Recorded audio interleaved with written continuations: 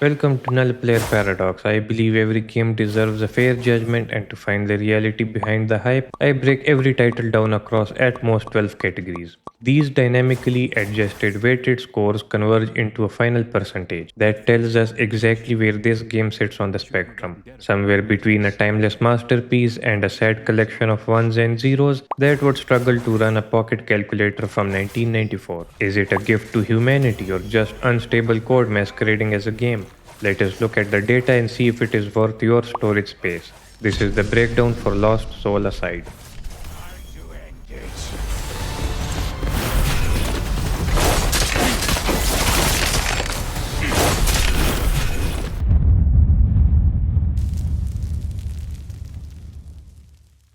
I am Castigator and I played this on PC instead of PS5 where it actually runs perfectly fine because I just like some suffering in my life and the fact that I don't own a PS5. This action adventure role playing game comes to us from the developer Ulti Zero Games and published by Sony Interactive Entertainment. It launched on August 29, 2025 for Windows and PlayStation 5. It started as a one-man project by Yang Bing before the China Hero project turned it into a full team effort. You play as Kaser, a man living in a world where science fiction meets fantasy. Monsters called Void Rex arrive and start eating souls, including his sisters. Now Kaser is on a quest with a dragon that is basically a flying fish named Irina who gives him powers. It sounds like a grand epic, but let us see if the code actually holds together or if it is just three raccoons in a trench coat pretending to be a software engine. I knew beforehand that this game launched in a very buggy and unplayable state. It was plagued by performance issues like continuous stuttering, black screen flickering, and frame drops that make your monitor look like it is having a strobe lit seizure. But I played it after various patches and major updates. When I jumped in, I used the cinematic preset, but I had to turn off DLSS and ray tracing immediately. It is the first time I have ever seen a game lag and stutter more with DLSS enabled than without it. If you force the game to run in DirectX 11, it becomes somewhat of a smooth experience and the black flickering goes away. However, you will still deal with frequent micro frame drops and heavy stuttering. It is a rough experience that feels like it was put together with glue, hope, and the tears of developers. The developers did try their best to fix it after launch, which I really respect, but some of these issues seem built into the core of the game like a structural termite infestation. The technical bugs do not stop at the frame rate. The visual bugs are everywhere. You will see constant vegetation popping in and flickering shadows or textures. I did not experience any crashes though, which is a small miracle on par with finding a politician who doesn't lie. I did have an issue where the game refused to recompile shaders after an Nvidia driver update. Every other game on my system was fine, but this one just gave up on life. It led to missing videos, audio issues, and even broke my Logitech G Hub and the video recording software while the game was running. I had to delete the game and reinstall the whole thing to make it work again, which was a lovely way to spend an afternoon losing your soul. I even fought invisible enemies that I could only see on the minimap, which is great if you have always wanted to play Schrodinger's Combat. At another time, an enemy died and just stayed there in a default pose like a creepy ghost that I could walk through.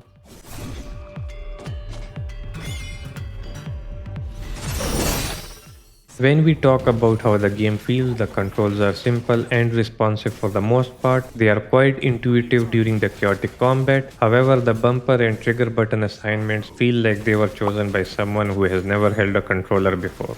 Which is me being a little too harsh only because the trigger and bumper buttons felt inverted in menus and my muscle memory couldn't adapt to it. It was quite annoying. The controls do get finicky and unresponsive during late game traversal, but thankfully it stays reliable when you are actually fighting for your life. The environments are beautiful with unique detailed areas. Exploring and platforming is engaging even if the world is mostly linear. The Mistwood Forest is the only place that feels open and great. Just be prepared for those plants to pop into existence right in front of your face every 5 seconds, as if the forest is suffering from a very localized and aggressive form of social anxiety.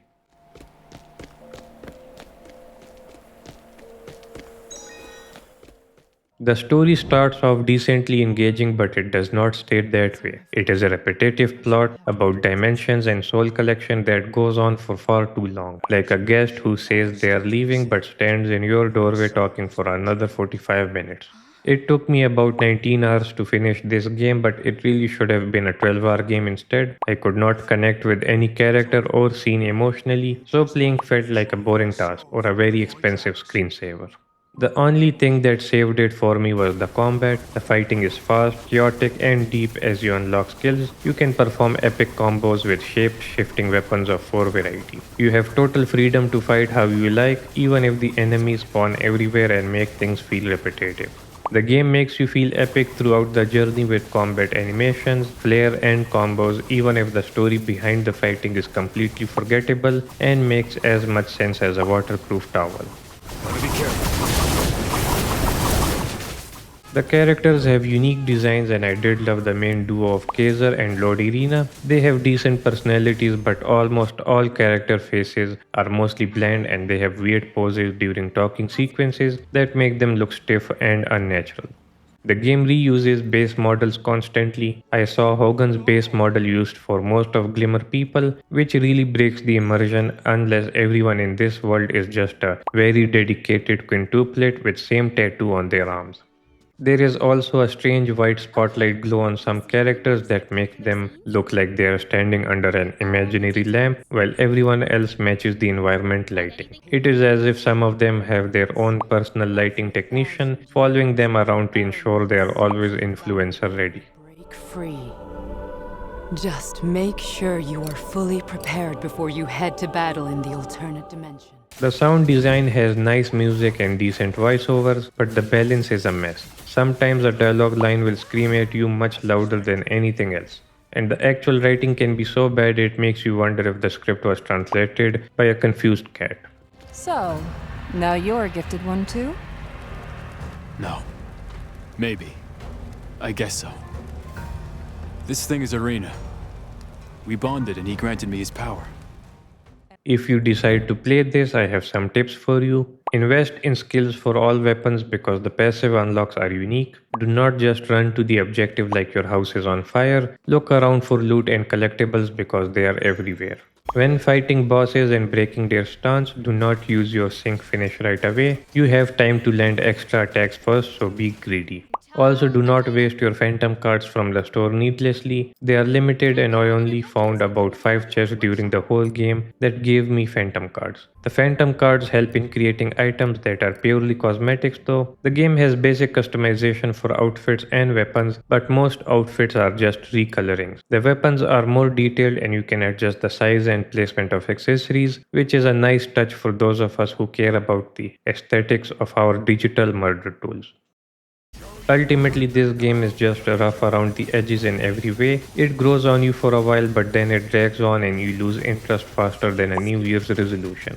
It is a forgettable experience that I cannot find a reason to recommend to anyone unless you really have a thing for flickering shadows and invisible enemies. It is a shame because the combat and world design show what could have been if the game hadn't been held together by digital duct tape.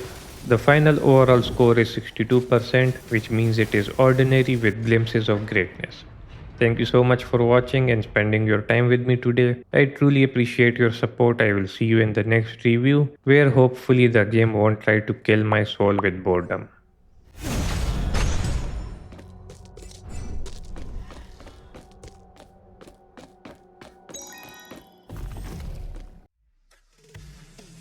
Thanks for watching. If you liked what you saw, don't forget to like the video, comment or subscribe for more. It really helps the channel out and I truly appreciate it a lot. Take care, keep watching and keep gaming.